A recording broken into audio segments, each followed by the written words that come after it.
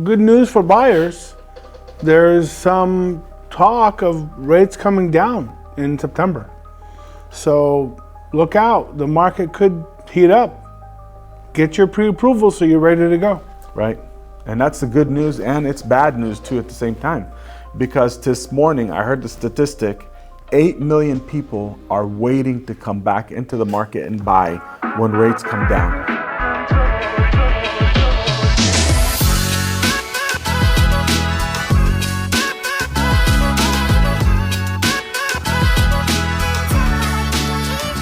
Hello everyone, welcome to our podcast. Welcome. It's been a while this summer. We've had a busy summer. Lots of great moments, great times with the family, and busy with work. And so we're trying to come back into the fall schedule. Everybody's back in school, thank God. What do you think, Jamil? Well, you happy about that? I love fall because I love football. Yes. So we're going to start talking about football again and our 49ers. And so that's always fun. Right? Yeah, I'm So excited. I guess a couple more weeks, the beginning of the September season. 7th. Be That's there right. or be square. That's right, our first game against the Seahawks. Hopefully we do well. Anyway, today our topic is about buying.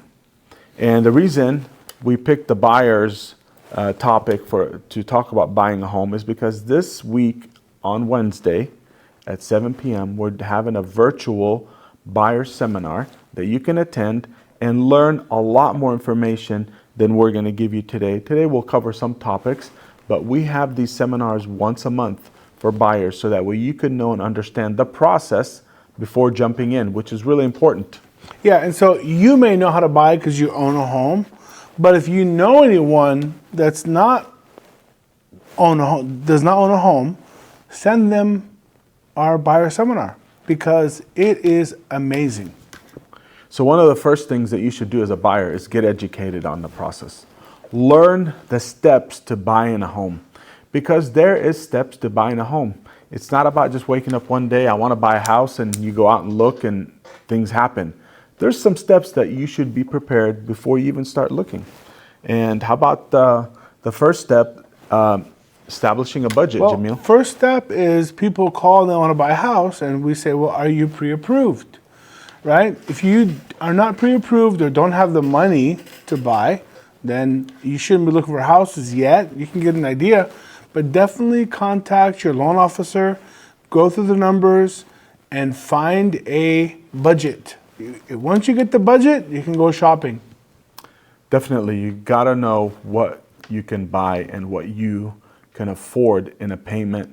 And then you gotta check out all the different aspects of the budget. It's how much down payment you have and how long you've been on the job. So a loan officer is able to go through all that stuff and establish the foundation of you shopping and knowing your budget. And if you're approved, you might need to wait a few months. You might need to wait a year. At least you get that going. But good news for buyers. There's some talk of rates coming down in September. So look out. The market could heat up. Get your pre-approval so you're ready to go. Right. And that's the good news, and it's bad news too at the same time. Because this morning I heard the statistic, 8 million people are waiting to come back into the market and buy when rates come down. Like we always say, what do we say? Pent-up demand. Yeah. There's a lot of pent-up demand. Rates come down, guess what? People are going to jump back in.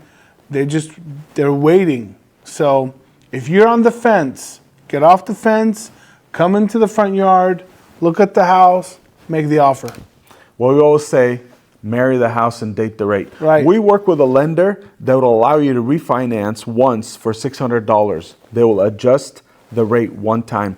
So we tell people, don't wait till 8 million come back. Then you're going to pay a lot more. You're going to be competing. It's overbidding. Don't wait to that. So like you said, get ahead of it. Marry the house, date the rate. That's right. This is the only time you can do both, okay? That's right.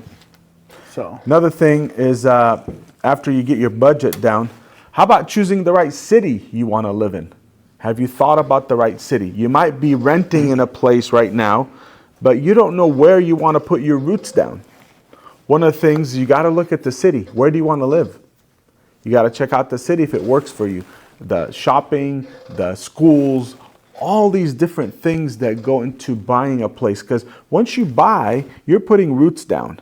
When you're renting, you have a year lease, you can pack up and leave. When you buy, you're putting roots. So you want to look at what city really attracts you, what desires you have for a city that really speak to you and speak to your family. Well, some questions are like, how are the schools? What are their scores? What kind of programs does the city have for first-time buyers, or what kind of programs they have for your kids? Right. What kind of recreational games, sports can they play? And commute-wise, right? Big question is, how far is the commute in traffic? Right. So these are some things you have to ask yourself, and a lot of times people don't end up where they start. They start Right. somewhere and they end up another place. So I would say be open and look at other cities. Right.